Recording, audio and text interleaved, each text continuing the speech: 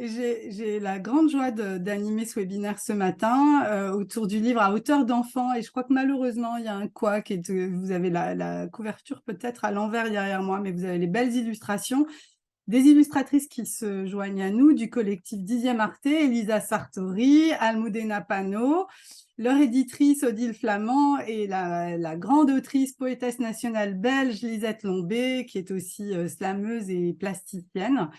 Et donc, nous allons prendre le temps ensemble de découvrir à la fois ce qui a conduit ce collectif de street art et Lisette, donc poétesse, à travailler ensemble, ce que recèle ce magnifique carnet. Je dis carnet parce que c'est un livre souple qui appartient donc à une collection qu'Odile Flamand a lancé en 2021, me semble-t-il, chez Côte Édition.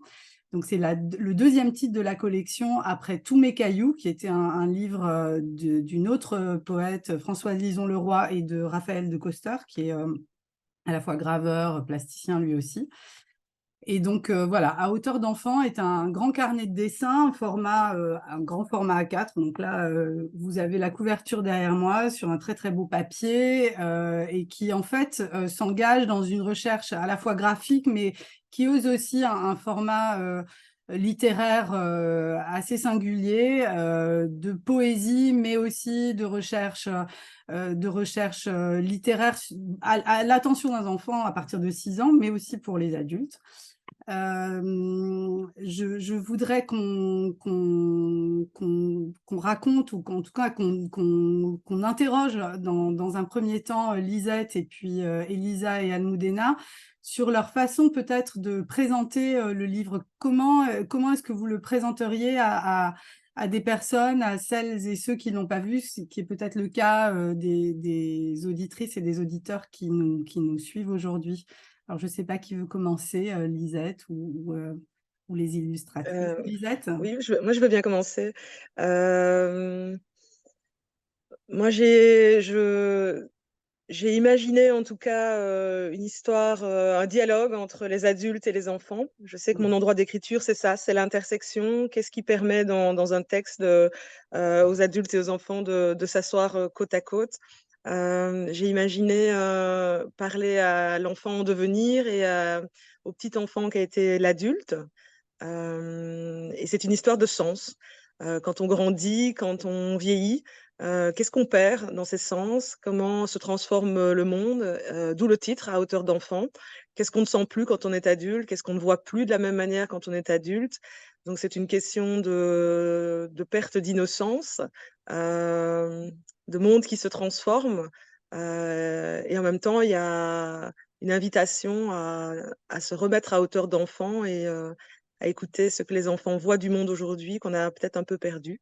Donc ça vient taquiner un peu la nostalgie. Et en même temps, il y a une grande force d'espérance. Magnifique.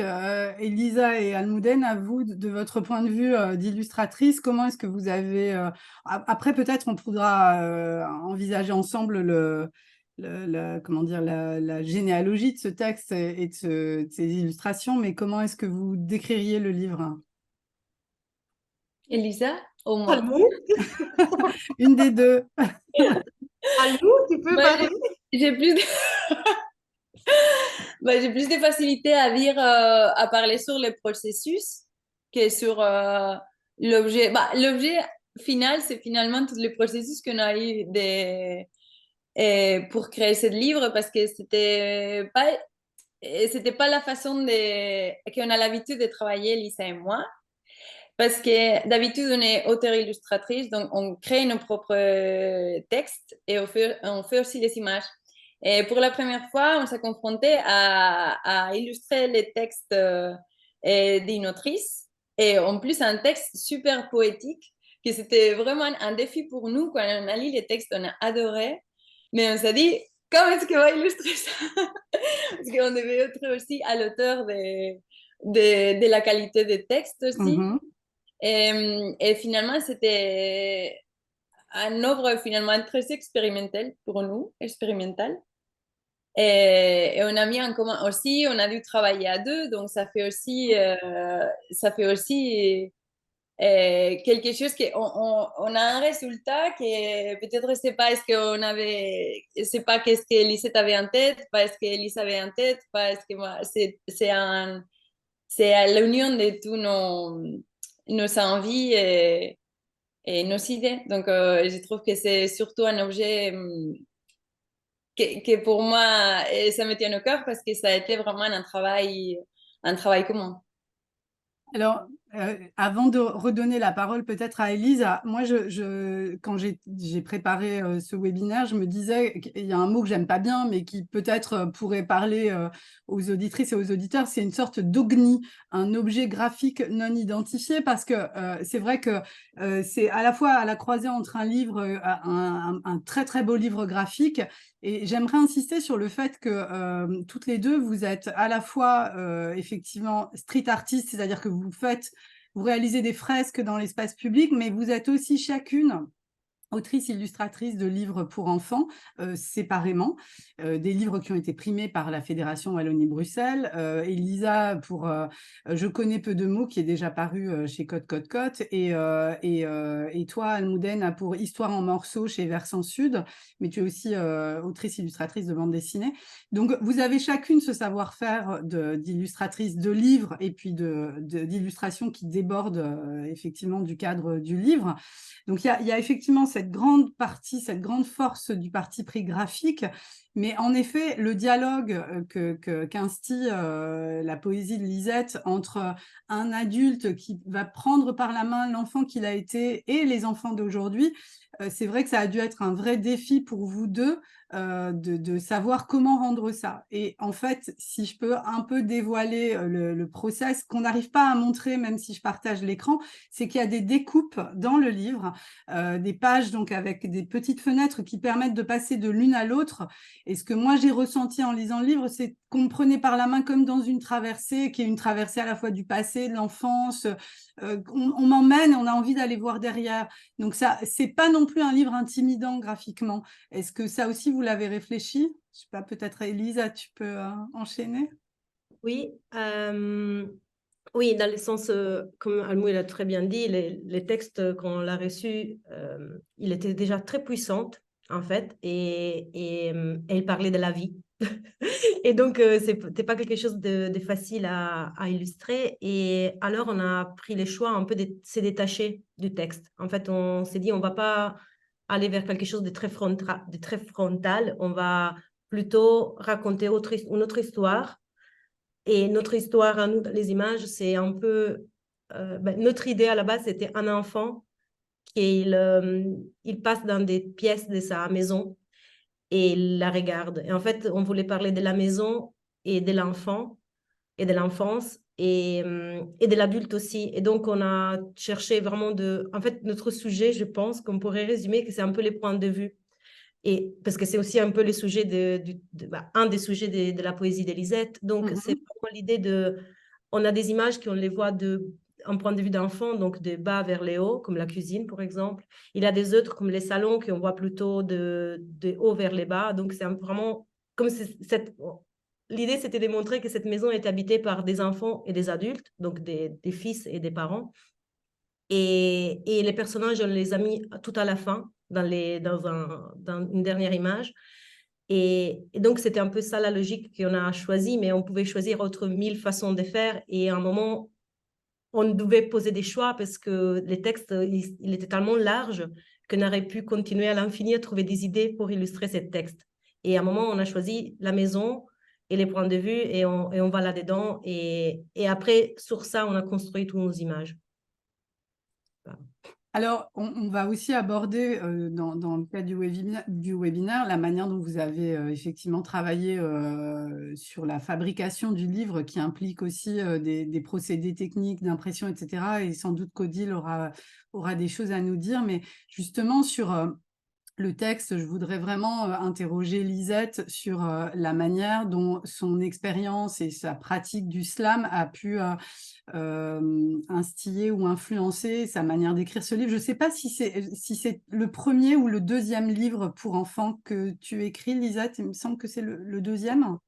Oui, c'est le deuxième en fait. Oui, c'est ça. Le premier, c'était Enfant poète, qui est paru chez Robert Laffont, où là, on accompagne les enfants sur ce premier poème qu'on doit réciter et mémoriser et partager en classe. Et c'est voilà, c'est un soutien aux grands timides pour ne pas perdre le goût de la poésie dès le premier poème.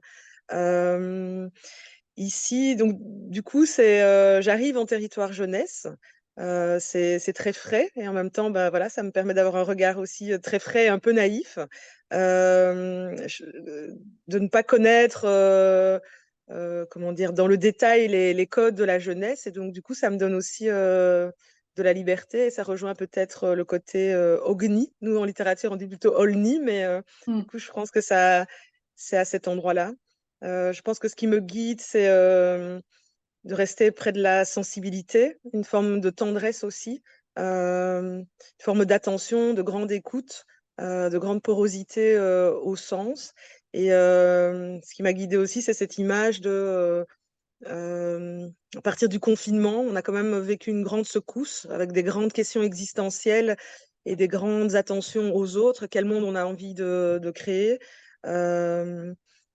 J'ai eu cette image aussi d'adulte, par exemple, quand un enfant fait une chute, on se précipite, on doit se mettre à hauteur d'enfant, on doit descendre, on doit venir l'aider à sa hauteur. Et c'est la même chose pour des personnes âgées, où quand on se précipite au chevet de quelqu'un, il faut faire un geste de protection, il faut descendre de sa verticalité pour aller aider, soutenir la personne. Je pense qu'il y a de ça, de ce mouvement-là dans le texte, de revenir à un endroit d'écoute. Je ne sais pas si je réponds à la question. Oui, oui, tout à fait, tu réponds très bien. Je voudrais juste rebondir sur le fait que tu évoques le confinement. Et pendant cette période du confinement, le poète national belge était Karl Norak, qui est aussi un auteur de livres pour enfants.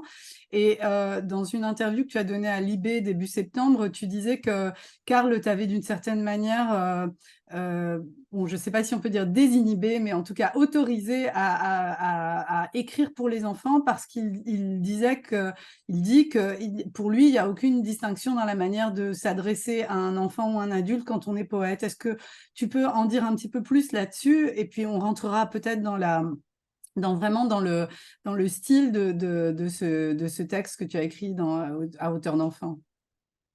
Bah oui, complètement. Je dois à Karl Norak l'entrée en territoire jeunesse parce qu'il a écrit un essai pour les Midis de la poésie où justement il remet en question cette fracture entre les deux territoires, adultes et jeunesse, et il fait vraiment une ode à une belle porosité. On s'est vu, c'est quelqu'un qui m'a soutenue aussi dans l'écriture. Je sais que pour le premier texte, j'avais enregistré un audio et Karl m'a enfin, il m'a directement dit vas-y fonce. Donc c'est voilà, j'ai son soutien.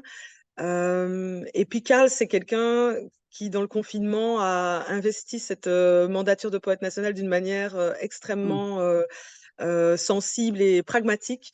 Il a par exemple créé ce qu'on appelle les fleurs de funérailles, où il a demandé à une centaine de poètes de créer un texte pour soutenir les familles en deuil.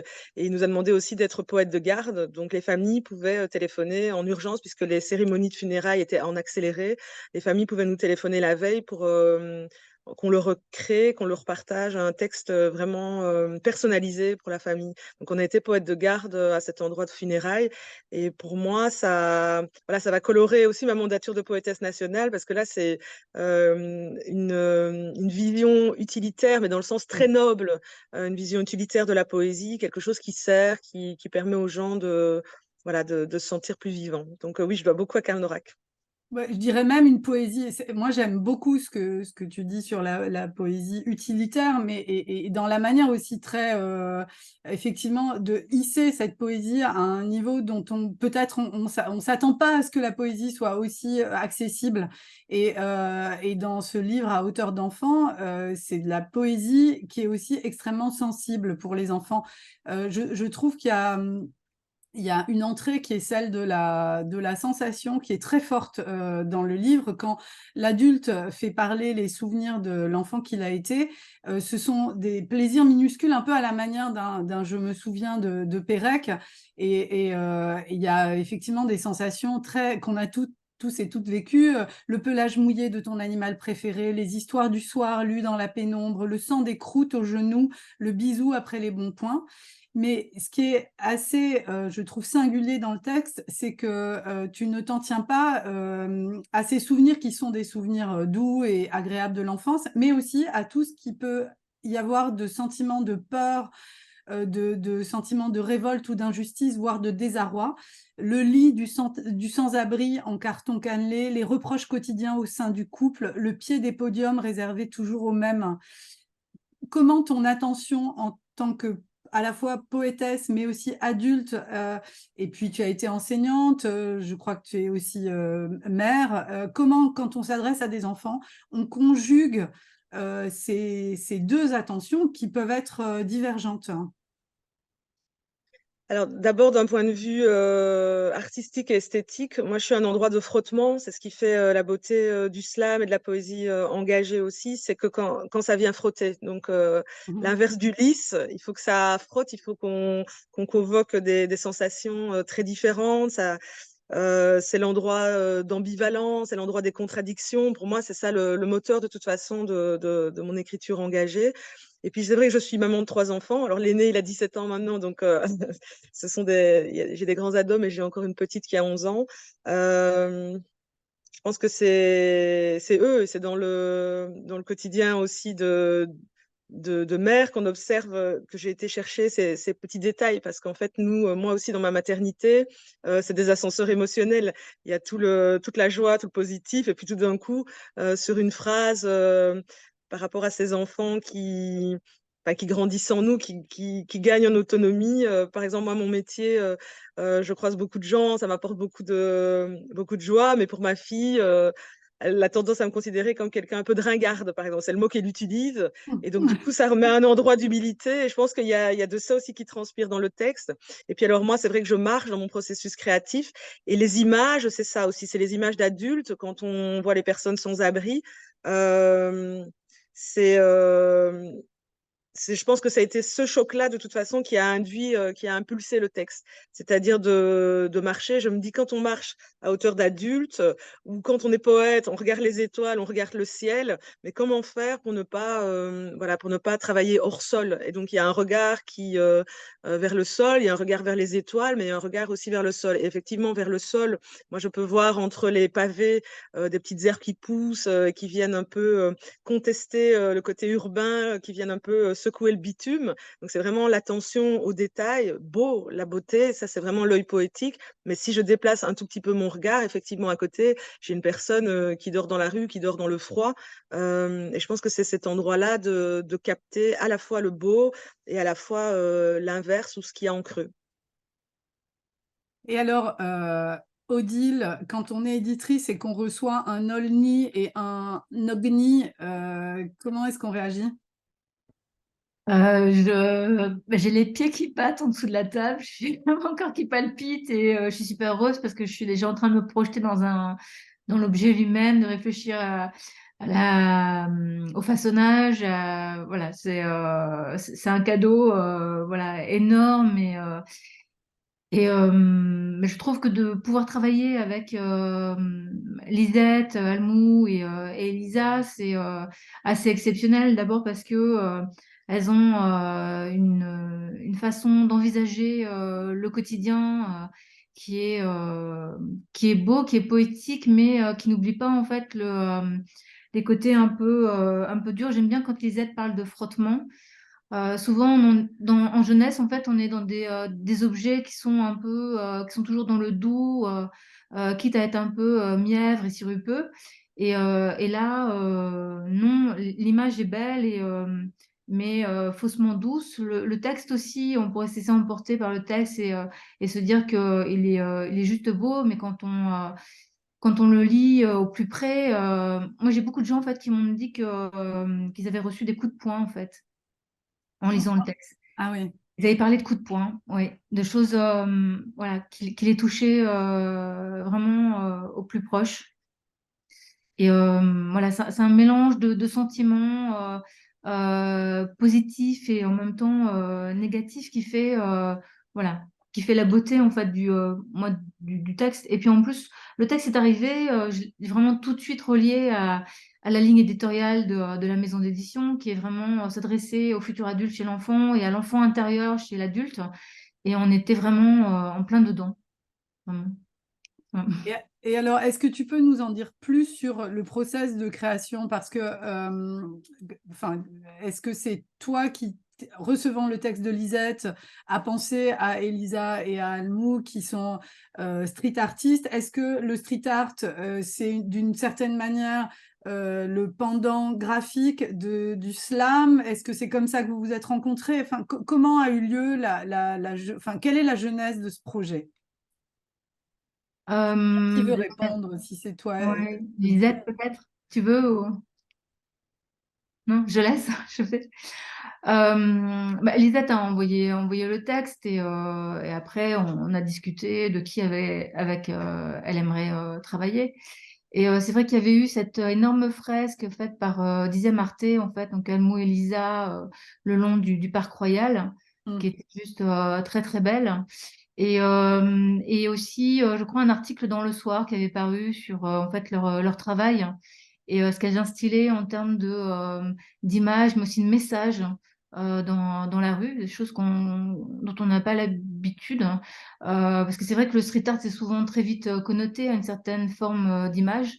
Et là, on est dans autre chose, dans quelque chose de vraiment pas classique et avec des valeurs derrière autour des représentations, que ce soit des représentations de genre, voilà, de sexe ou même enfin de genre ou de peau même, et que je trouvais vraiment intéressant. Et je pense que ça rejoignait en fait pas mal des valeurs qui sont portées par Lisette. Est-ce que Elisa et Almou, vous pouvez nous parler de votre rapport justement au street art par rapport à l'illustration? Est-ce que vous faites une distinction forte entre le travail, la manière de faire?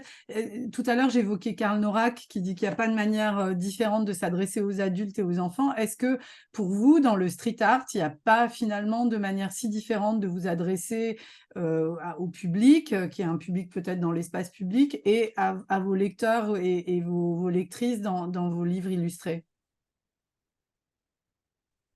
Almou, peut-être, ou Elisa, je sais pas, on n'en entend aucune. Oui, Voilà. oui, là, j'avais aussi les Le sons de micro ça. coupé. Si tu veux, je Non, peux... mais Ah, voilà, vas-y. on peut parler tous les deux en même temps si tu veux.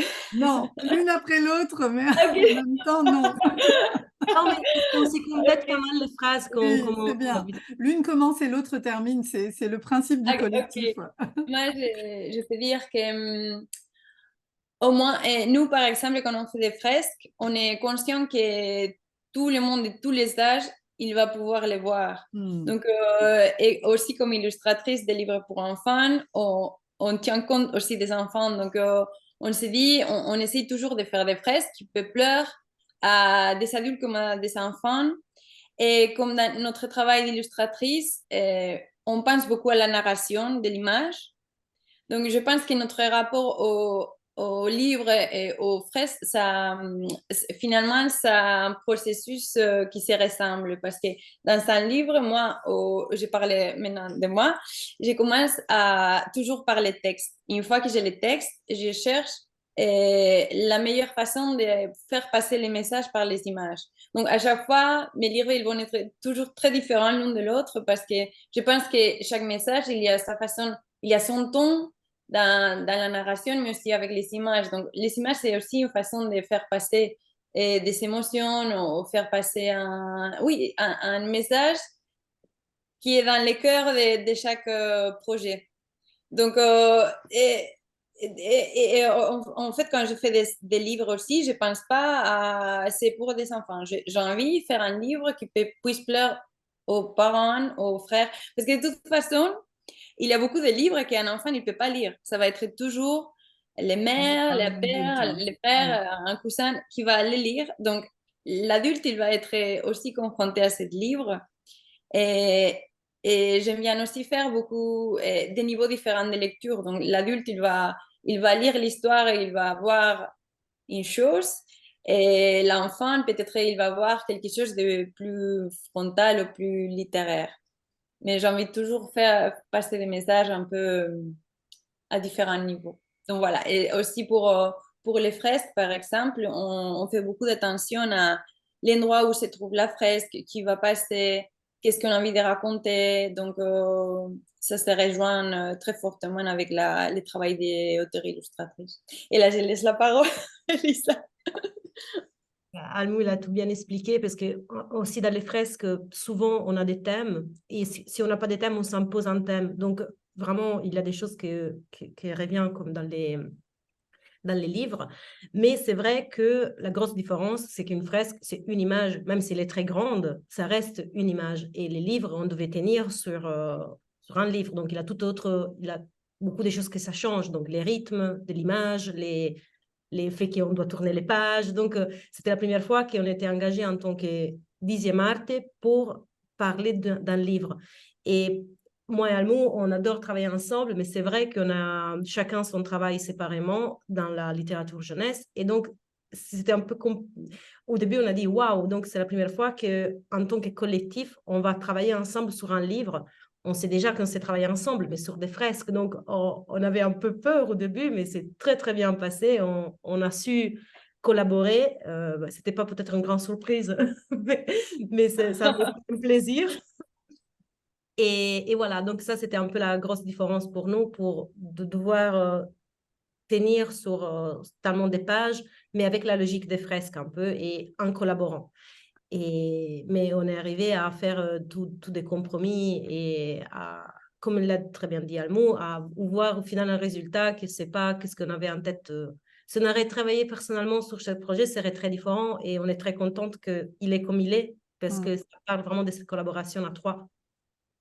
Est-ce que quand vous voyez les images, alors il y en a quelques-unes là derrière moi, mais est-ce qu'on peut savoir, est-ce qu'on peut rentrer dans votre atelier pour savoir qui a fait quoi? Comment est-ce que vous vous répartissez le travail? Ah ben non. Non, c'est les secrets. Non, non, bien sûr. En fait, Est-ce qu'il y en a une qui dessine? Est-ce que l'autre est à la couleur? Est-ce que, au non, contraire, c'est vraiment à quatre mains? Est-ce que vous pouvez raconter un peu plus sur votre manière de travailler? bien sûr. Almou, je peux y aller?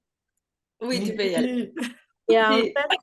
en fait, c'est comme pour les fresques, on n'a pas une règle. Tous les fois, on fait des collaborations. Et tous les fois qu'on fait une fresque, on doit trouver une façon de travailler ensemble et c'est presque jamais la même.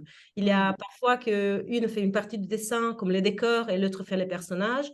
Parfois, une trouve l'idée, mais pas la façon de la représenter. Et donc, l'autre travaille sur l'idée qu'il a eu l'autre. Donc, bon, tous les fois, c'est différent. Pour ce livre-là, on s'est bien séparé les pages. Donc, on a trouvé l'idée ensemble. Tout de suite, tous les deux, on était d'accord de travailler sur la maison. Et on a fait un croquis de qu'est-ce qu'on aurait mis sur toutes les pages.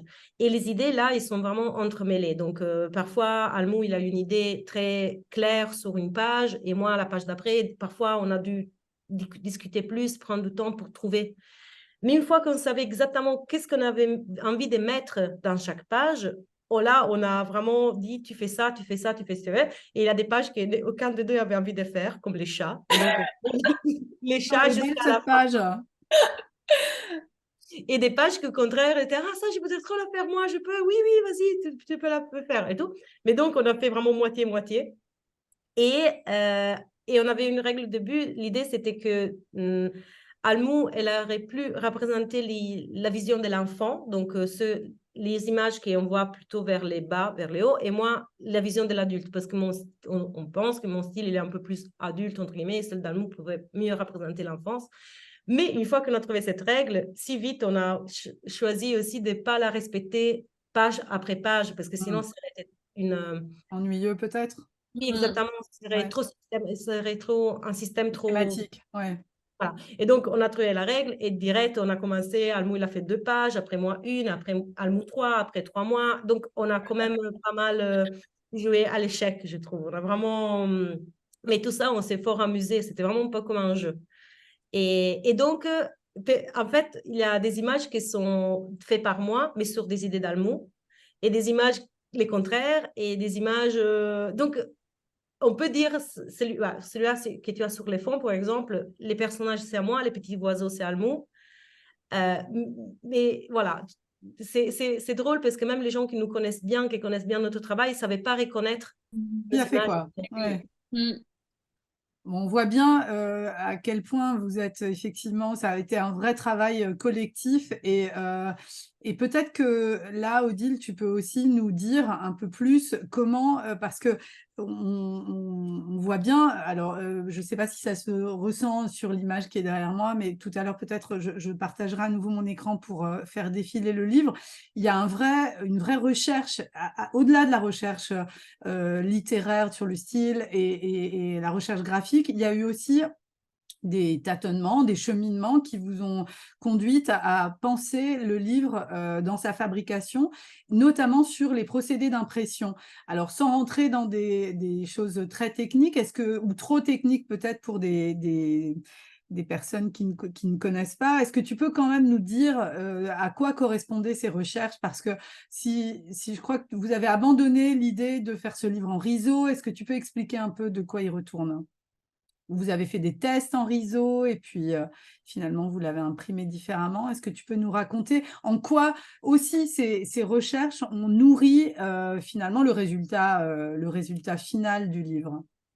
Je crois que jusqu'à la fin, il y a eu des expérimentations, même sur le choix de la police d'écriture, où on avait joué avec l'idée d'utiliser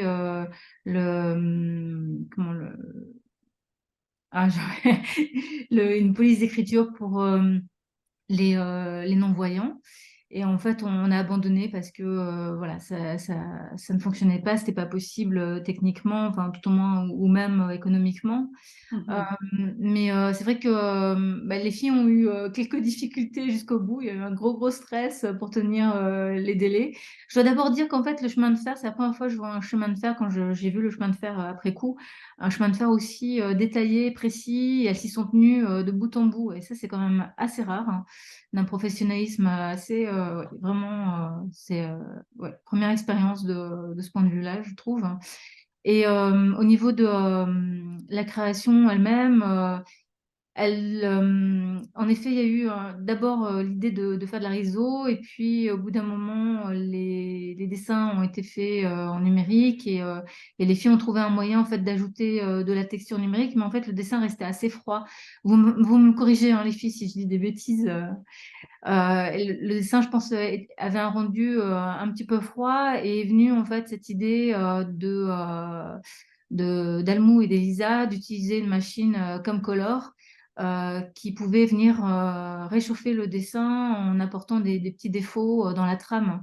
Donc de temps en temps, il y a des ruptures dans les lignes et dans les points qui sont vraiment intéressants, qui pourraient passer pour des défauts d'impression involontaires, mais qui sont vraiment recherchés en fait, qu'elles ont gardé après. Donc il y a eu une impression intermédiaire aux ateliers du Tonnerre, voilà, qui est un endroit assez fabuleux pour les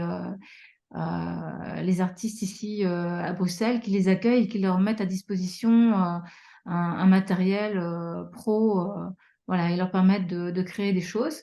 Et cette impression intermédiaire a été scannée, puis après imprimée de manière classique. Alors, je pense qu'il faut, il y a une question et c'est vrai que j'allais vous solliciter là-dessus. Est-ce que vous pouvez expliquer ce que c'est que la risographie et aussi l'impression comme Color? Peut-être Elisa ou Almou, il y en a une de vous deux qui peut expliquer pourquoi vous aviez tenté et expérimenté ça. Et peut-être que je ne l'ai pas dit suffisamment clairement, mais donc Cote Édition est une maison d'édition belge. Elisa et Almou, vous vivez à Bruxelles. Elisa, je crois que tu vis à Liège. Oui, c'est ça. J'ai bien dit que tu étais poétesse nationale belge, mais donc voilà, on est au salon du livre de Montreuil, mais on s'est déplacé virtuellement à Bruxelles. Alors, sur la risographie et comme Color, qu'est-ce que vous pouvez nous dire sur le rendu en fait? On en entend beaucoup parler, c'est de plus en plus, il y a à la fois des procédés écologiques, le livre a été finalement, c'est aussi un choix politique pour le coup d'imprimer en Belgique. Alors, qu'est-ce que c'est que la risographie et l'impression comme color? Pour quelqu'un qui ne connaît pas ça et qui veut comprendre.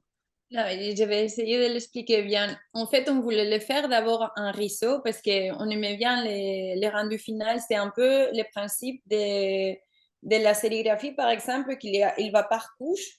Donc, il y a d'abord une couche de couleurs. Par exemple, si tu travailles avec 3 couleurs, bleu, rouge et jaune, d'abord, il va imprimer le bleu, après les rouges et après les jaunes, par exemple. Et ça peut faire des superpositions de couleurs, donc ça fait des choses assez impressionnant. Donc, c'est comme le travail de gravure traditionnel, sauf que c'est une machine qui le fait, une machine d'impression.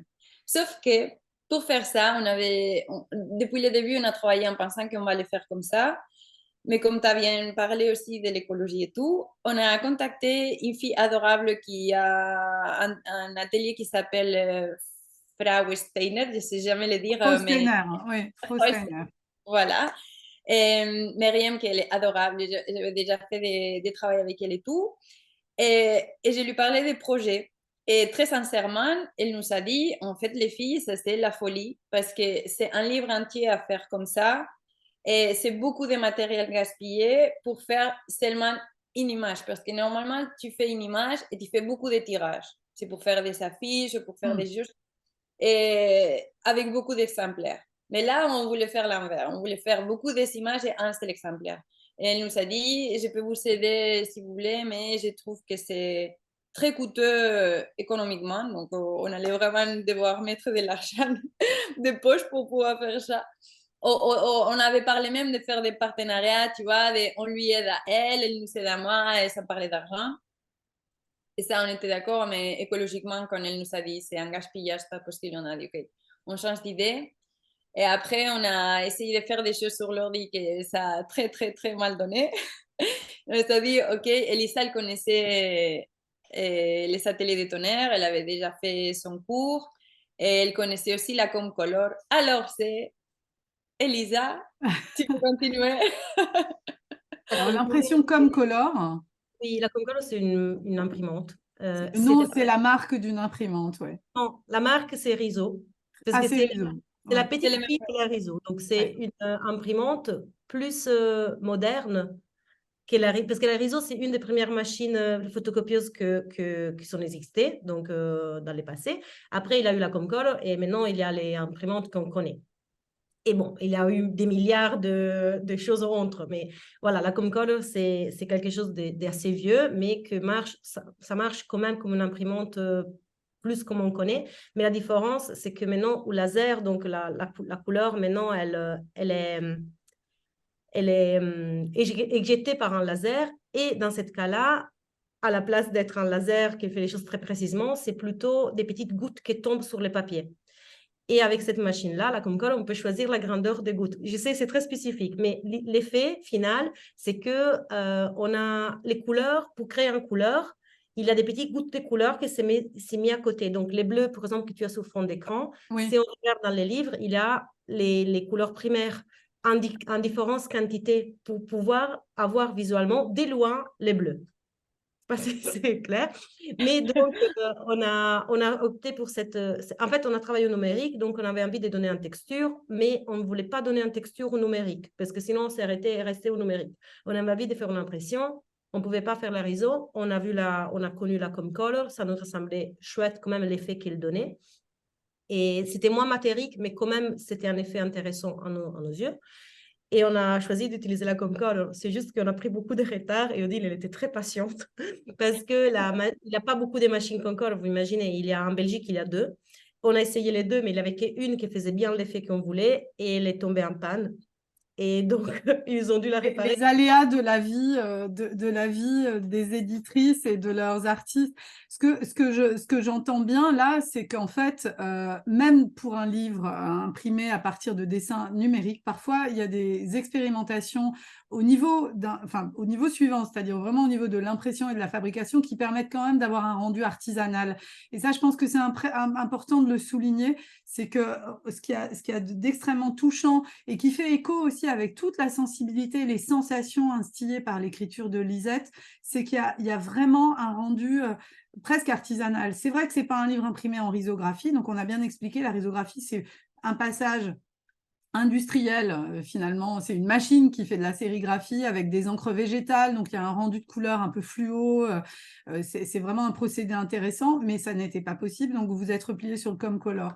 Alors, il nous reste que quelques minutes, ça passe extrêmement vite, mais j'aimerais peut-être entendre Lisette nous lire. Je vais essayer de partager à nouveau mon écran pour qu'elle nous lise. Si tu veux bien, Lisette, si ça te va, les premières pages, je vais essayer de remonter le livre au tout début et qu'on entende en fait ce dialogue entre adultes et enfants. Est-ce que vous avez bien le livre sur l'écran? Non, il apparaît pas encore, Carole. Non, alors moi je l'ai là, mais là, c'est C'est bon, on ça y est. l'a et voilà. Allez, On se met en hop. plein écran, c'est bon. Voilà. Lisette, tu es OK? Ah, il faut que tu mettes ton micro. Voilà. Je ne sais pas si pour moi c'est possible de le lire parce que je suis hébergée au Théâtre National de Bretagne sur mon téléphone en fait, parce que j'étais dans. Est-ce que tu veux, alors est-ce que tu as le livre sous les yeux? Non, parce que je ne suis pas dans. Voilà, je suis partie un peu. Je suis vraiment désolée de Non, mais ces je t'en prie. coulisses un Alors, peu échevelées. c'est vraiment. Alors peut-être que je peux prendre le relais si ça. Je voulais pas m'en Oui, je veux bien. approprier, mais Non, mais voilà. ça va être très bien. Bon, alors donc là on est vraiment. Ce qu'on voit pas, c'est les petites encoches, mais la fenêtre par exemple d'où on voit les arbres, c'est une ouverture sur la page. Donc la poussière dans les coins pendant la partie de cache-cache, la mémé qui resquille en douce à la caisse, l'infinie variété des clinches de porte. Que vois-tu à hauteur d'enfant que je ne perçois plus depuis le temps que je n'ai plus le temps de prendre soin de moi?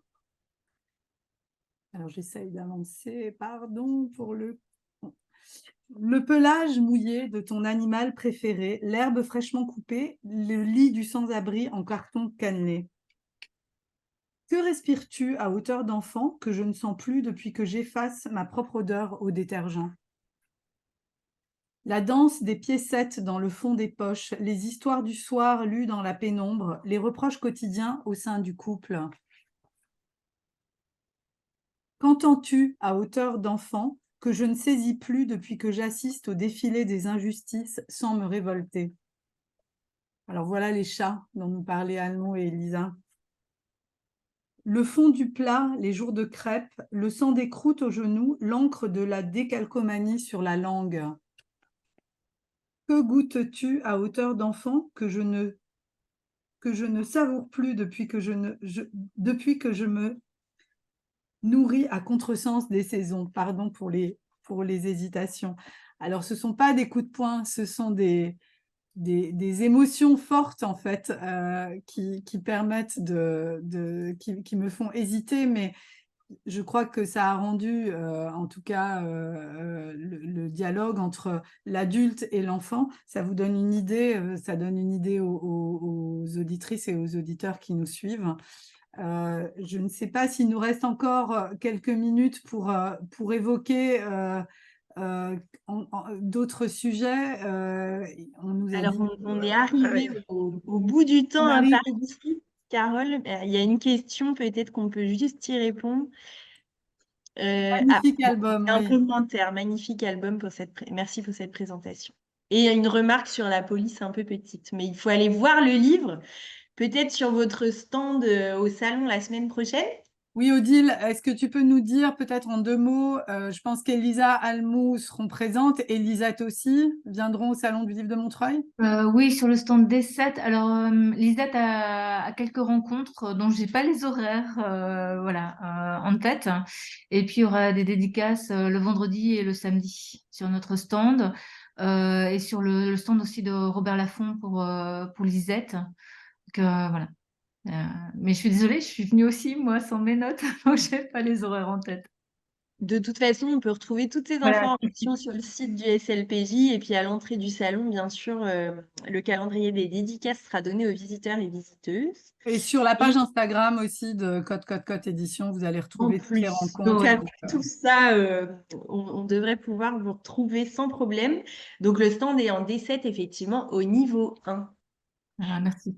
Par avance, très bon salon à toutes et merci mesdames pour cette présentation magnifique ce matin. Merci à vous toutes et vraiment, Merci. précipitez-vous, allez voir ce très très beau livre, très touchant, magnifique travail. Bravo à toutes, hein.